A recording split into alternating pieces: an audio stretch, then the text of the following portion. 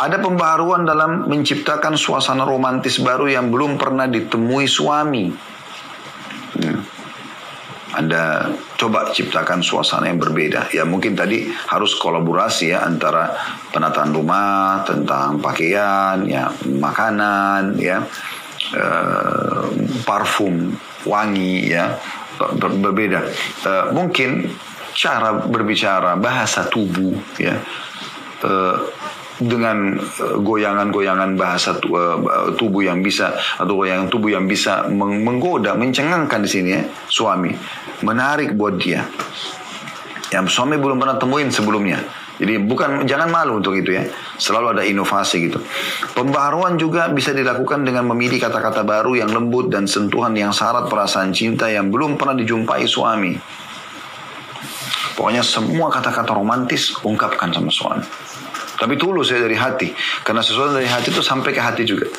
Kalau sesuatu yang tidak sampai dari hati tidak akan sampai juga. Ya. Misalnya suami pulang pada suatu hari, ternyata suasana tampak tentram, tenang. Ternyata di atas meja makan telah tersaji hidangan lezat, diterangi sinar lilin atau sinar temaram. Ternyata istri memakai pakaian indah, dari matanya terpancar pandangan yang syarat dengan cinta dan kerinduan. Nah ini misal contoh ya. Buatlah untuk kalian berdua pesta khusus untuk memberikan kegembiraan pada hati suami. Berikanlah hadiah untuknya, karena hadiah itu dapat membuat cinta menjadi berbunga-bunga. Rasulullah SAW bersabda, hendaklah kalian saling memberikan hadiah, niscaya kalian akan saling mencintai. Hadis sahih hadis hasan diriwayatkan oleh Baihaqi. Ya. Ada di footnote nomor 37 ya. Atasilah kejenuhan dalam kehidupan rumah tanggamu dengan memperbaharui sasaran-sasaran yang ingin kalian capai dan kembangkan. Buat untuk diri kalian berdua wirid harian dari kitabullah, karena hal itu akan melenyapkan duka dan kesedihan. Ya, jadi di poin pertama beliau menganjurkan saling memberikan, saling inovasi ya. Tadi soal masuk ke rumah dengan sambutan, dengan senyuman. Tapi ingat, jangan terlalu berlebihan ya. Karena ada juga sebagian laki-laki tidak suka kalau misalnya terlalu berlebihan. Tutur katanya diatur ya. Jangan sampai berlebihan dengan intonasi suara yang terlalu keras misalnya. Atau terlalu berlebihan extra action yang mungkin tidak disukai oleh suami. Ini biasa saja. Yang kira-kira umumnya laki-laki suka. Gemulainya wanita, lembutnya, santunnya gitu kan, seksinya, wanginya. Ini yang perlu ya dilakukan. Kalau Anda punya anak-anak, Anda tidurkan anak-anak, luangkan waktu untuk suami secara khusus gitu kan. Nah, ini semua perlu. Dan selalu ada seperti pesta di setiap ketemu, pesta berdua gitu, duduk berdua ngobrol, saling natap gitu kan, saling suap-suapan makanan mungkin saling berbagi hadiah gitu kan. Jadi jadikan malam pertemuan itu seperti malam yang sangat mahal ya, malam yang sangat mahal, sangat bernilai. Saling memberikan hadiah tidak harus besar, yang penting ada sesuatu gitu. Mungkin juga hadiah itu adalah sebuah kisah, sebuah cerita yang menarik, yang menggembirakan hati suami. Ya, mungkin dari penampilan yang baru itu sudah juga sebuah hadiah.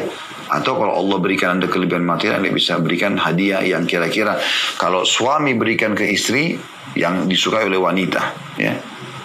Kalau istri berikan kepada suami yang disukai oleh laki-laki gitu kan. Jadi jangan sampai Anda memberikan yang sebenarnya lawan jenis Anda yang sesama jenis Anda yang suka gitu kan.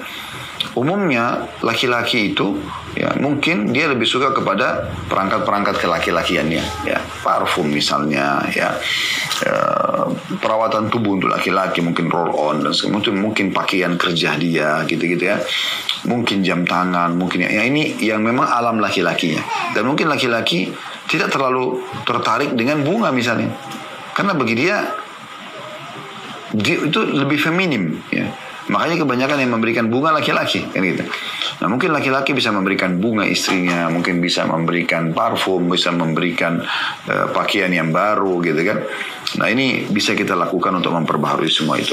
Juga bisa di sini dikatakan dilowongkan untuk wirid zikir pagi petang bersama di pagi hari misalnya sebelum suami beraktivitas kantor.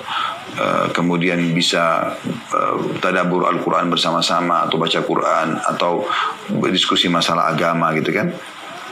Kemudian dikatakan lakukanlah rihlah atau wisata walaupun singkat lagi muda di salah satu taman. Sebab rihlah ini atau perjalanan itu memberikan peluang untuk bersantai dan merubah suasana. Siapa yang tidak bisa bersantai dengan baik maka tidak akan bisa bekerja dengan baik.